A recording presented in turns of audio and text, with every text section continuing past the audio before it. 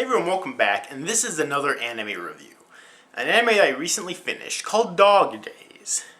Yes, now a lot of people hate on the series. I liked it. I'm going to explain to you why. Of course. Now, the reason why I watched it in the first place is because Season 3 is coming out in January for the winter season of 2015. Now, this is only on Season 1. I've yet to see Season 2, so I've really got to buckle down and watch Season 2 because when the winter starts, I really want to watch Dog Days weekly and review it episodically. Okay? But I need to watch Season 2 first, so when I finish Season 2, I will put a review out for that as well. Okay? So anyways, it's directed by Keizo Kusakawa and produced by Project DD and written by Masaki Suzuki, who was also the original creator, apparently. And the music's by Maiko Lucci and Susumu Natsume and Yui Ishiki.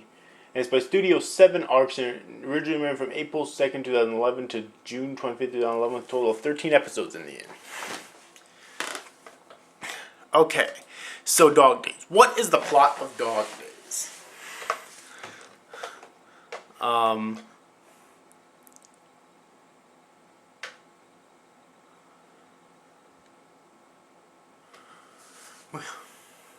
What the hell?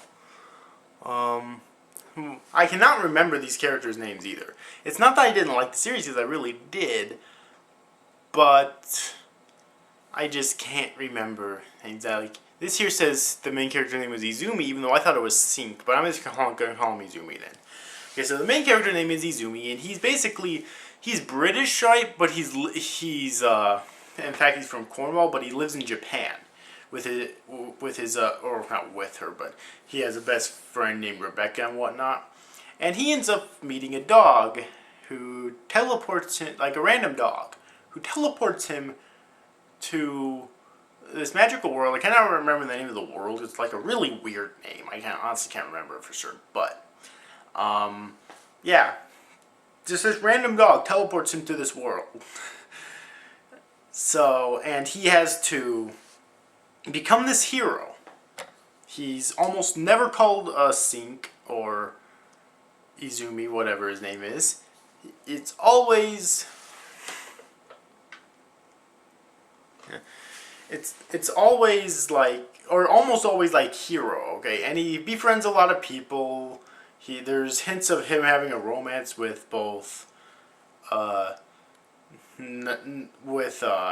this like captain of the royal guard, forget what her name is, as well as the Princess Mealhore and whatnot. But the biggest thing is these are basically dog people. That's why this series is called Dog Days. These are basically anthropomorphic dogs, but the only thing that makes them dogs is really their ears and their tail.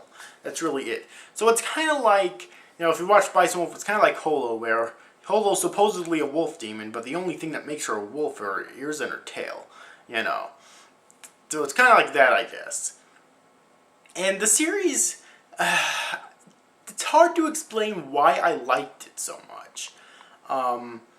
Really, I guess the whole reason why I liked it so much was because, like, after watching so many, like, really serious series, it's nice once in a while to just to shut your brain off and enjoy something for what it is.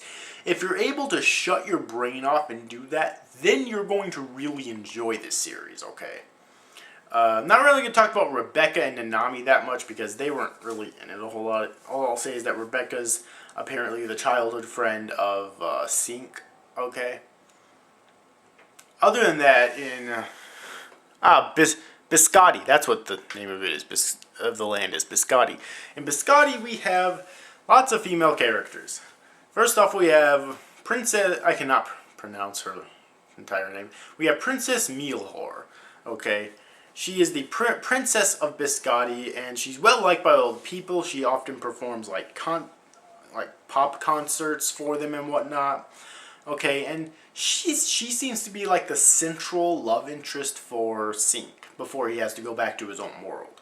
Okay, and they actually do confess their feelings for each other at the very end of the series, right when he's about to go back. So in a really dramatic scene. So I can probably guessed that she's probably the main love interest for him.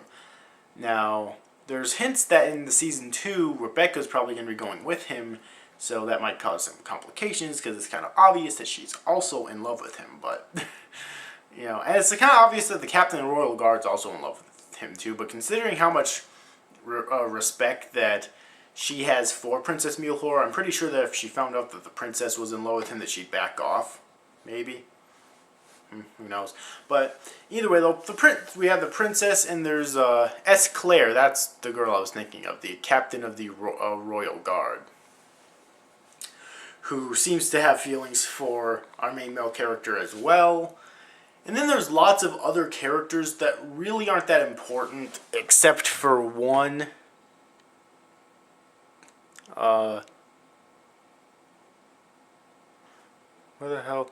Well, whoever she is the captain of the, or she's basically the princess of the, like, opposing land.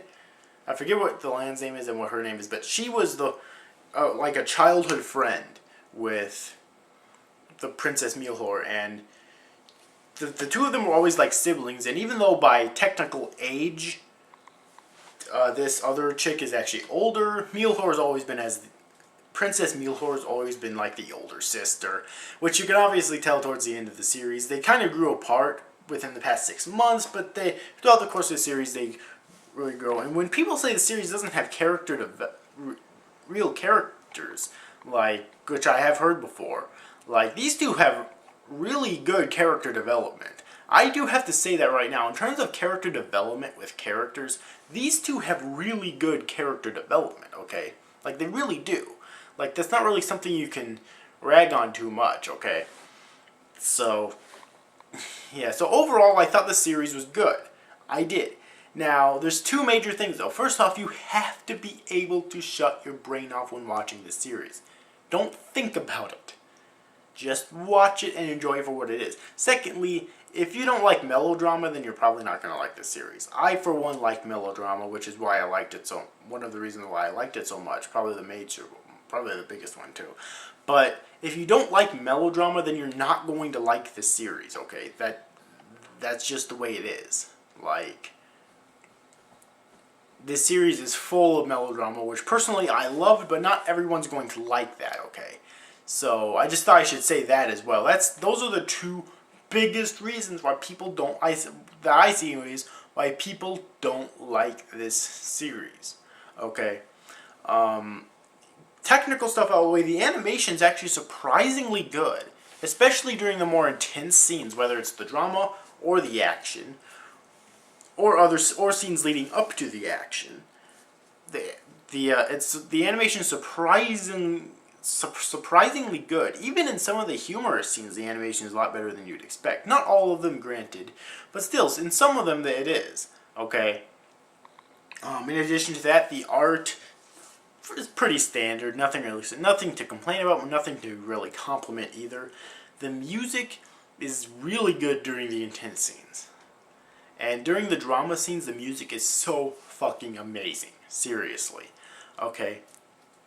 So overall, do I recommend Dog Days Season 1? Yes, I do. Okay?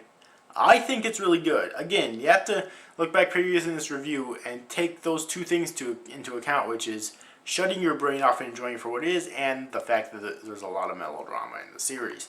If you don't like those two things, then the series is definitely not going to be for you. Okay?